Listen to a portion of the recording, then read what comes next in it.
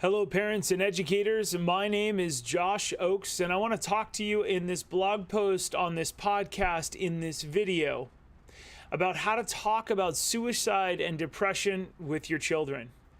Now, in the news, there have been a lot of events that deal with suicide. People that are very famous dying by suicide. And I want to give you a couple tips and techniques you can use when talking with students about this ahead of time so that they don't hear it in the news, they talk about it with you. Remember, one of our favorite things and the reason why we exist here at smartsocial.com is one, there should be a purpose behind their online activities. We should have a fun, positive way to use the internet when you are ready for them. Number two, a dialogue is the number one safety thing that you can use to protect your kids. Not an app, not some random company that's going to help, but a dialogue that you have with your kids. So it should be fun and positive. We should have a purpose and also a dialogue. And that's the goal of this. Now, if you like this podcast, if you like this video, give it a rating on iTunes if you're listening to it right now. Give me a rating and help me reach more people. I would be forever grateful.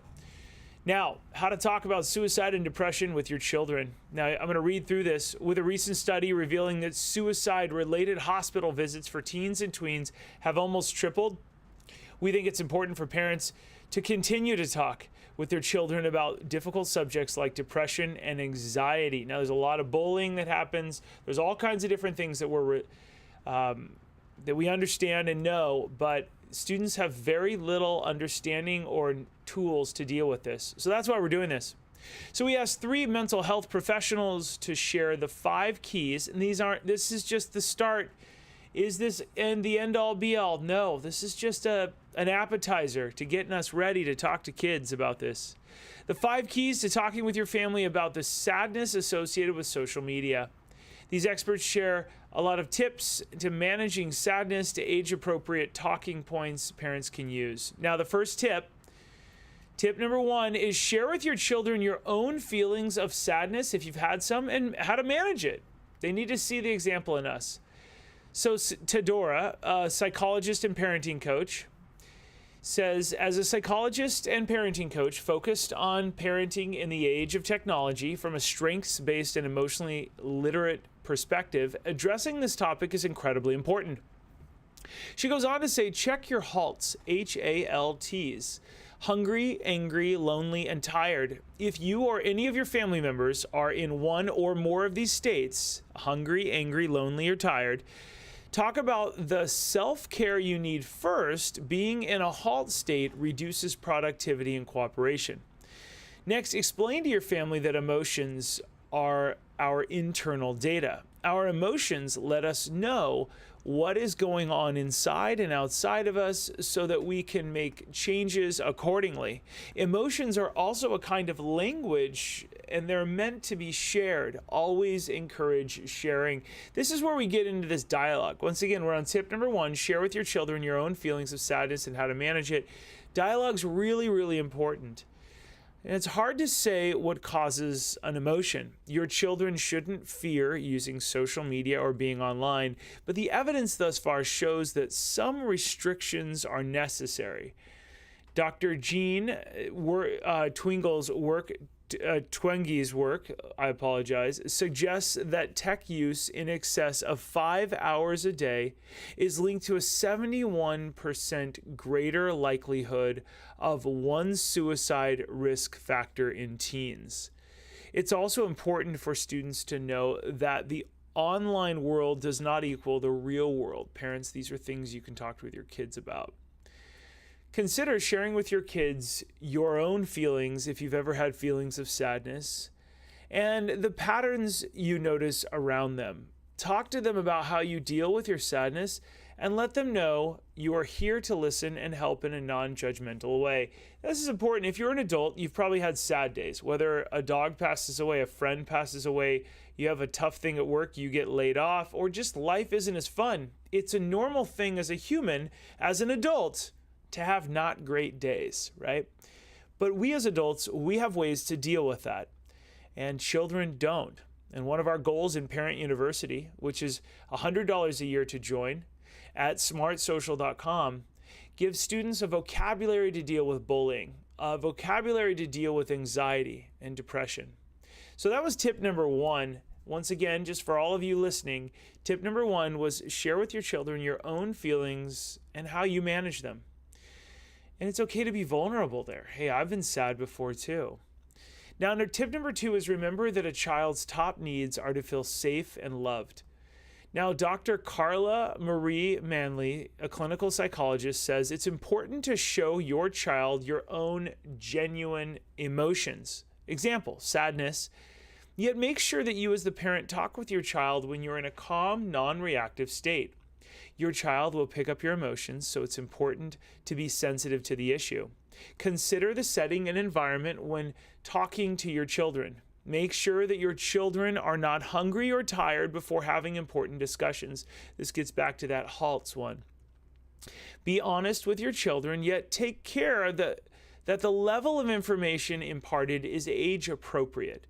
Discuss the importance of reaching out for help when you are sad or feeling bad inside, no matter your age. These are important things. Kids don't automatically know this. Now, make sure that you truly listen to any questions your children may have, making kind, gentle eye contact during discussions. Use open-ended questions to check on your child. As an example, you might ask, "How are you feeling right now?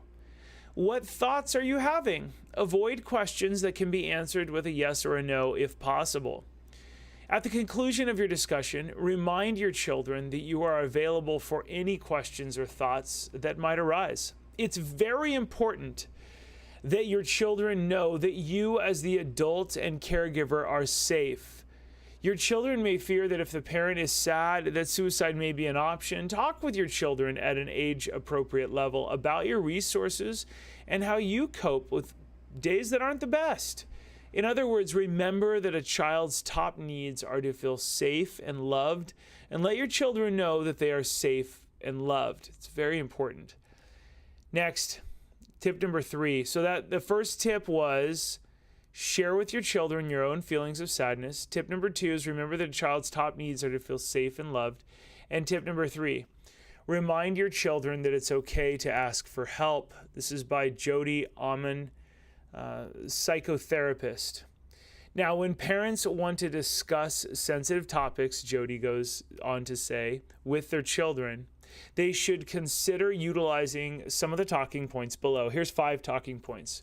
Talking point 1, we're talking about reminding your children it's okay to ask for help. Point A, or 1, is it's okay to ask for help. 2, let your thoughts out. Negative thoughts can start to have a negative impact on you. I think that's really important. Let your thoughts out. Dialogue about them. It's the reason we exist here at smartsocial.com. The third talking point is people are not who they appear to be online. Don't compare yourself to them. Don't compare. Comparison's really bad. Point number 4, make an effort to connect to people in person. Take breaks from the news feed. And point number 5, engage in activities outside of your comfort zone from time to time. Build trust in yourself. So we've talked about a lot here, and there's a lot of people in the news, with Anthony Bourdain dying by suicide, Kate Spade recently. It's just very sad. And it's something that the only way that we can work on this, and I'm not a psychologist, I'm not a therapist, I'm not a counselor, I'm a PhD in nothing. But I do know that some of the smartest people in the world with fancy letters after their name would agree with me in saying that we need to dialogue with students about this. And we need to set an example for students and show them this can happen. Here's a vocabulary on how to deal with it. Here's the outcome, and here's resources. And that's something important that only you as an educator or a parent can do. Now let me show you some resources. We're on smartsocial.com. You can go to the top, rollover programs, or just go to the bottom of a blog post and host a social media safety event at your organization. We have videos you can purchase that you can host a parent night video of me. You can host student in the classroom videos that are like me flying to your school. Or if you want the real deal, it's a little bit more expensive, I can fly to your city. Also, you can learn the positive side of how to set up positive networks with your whole community to create a resume online. Next, we have Footprint Friday. We have a newsletter at the bottom. Can I join it? Of course you can. A lot of people ask. It's hilarious. Can I join your newsletter? Absolutely. We protect people all over the world, and that's why we're here, is to teach people the positive side of the web. We're going to show you the bad side as well, and then we're also going to make sure that you know how to dialogue with your kids. We also have videos that you can use to protect your whole community with Parent University membership. Districts can watch that. And then we have webinars. Hey guys, I want to thank you for watching this, for listening to this, for tagging along. You can learn more at smartsocial.com. Please consider giving me a thumbs up or go and rate this podcast. I would be forever grateful if you gave us a rating and a tip and feedback. We want to make sure that we reach more people so that we can help to protect children from all the bad stuff on social media. I'm Josh Oakes, the author of Light, Bright, and Polite, How to Shine Online, How to Be Positive, How to Talk to Your Kids About Being Safe on the Internet. Thanks so much for listening and for watching. I'll see you soon. Take care.